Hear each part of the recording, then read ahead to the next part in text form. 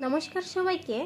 আজ আমরা আলোচনা করব মহাভারতের একটি গুরুত্বপূর্ণ মোড়ের মধ্যে সভাপর্ব, যেখানে গড়ে ওঠে ঈর্ষা, ঘটে অপমান এবং বপন হয় এক ভয়ঙ্কর যুদ্ধের বীজ। ইন্দ্রপ্রস্থে যুধিষ্ঠিরের রাজসূয় যজ্ঞ।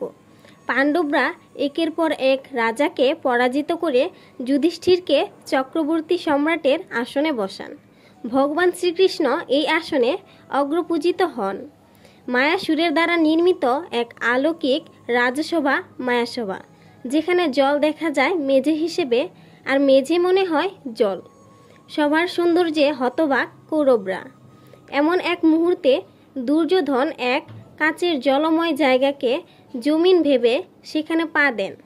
সঙ্গে সঙ্গে পড়ে যান।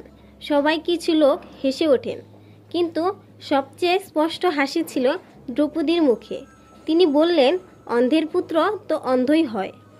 দ্রৌপদীর সেই হাসি আরেকটি যজ্ঞের চেয়েও শক্তিশালী হয়ে ওঠে দুর্যোধনের মনে।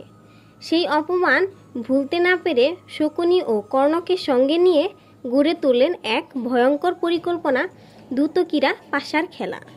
সভাপর্ব আমাদের শেখায় অহংকার ও ঈর্ষা কিভাবে একটি সাম্রাজ্যকে টেনে নিতে পারে ধ্বংসের দিকে, আর একটি হাসিও কখনো কখনো হয়ে ওঠে যুদ্ধের কারণ।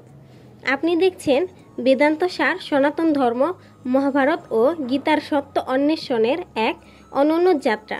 পরবর্তী পর্বে থাকছে পাশা খেলার ভয়ঙ্কর পরিণতি।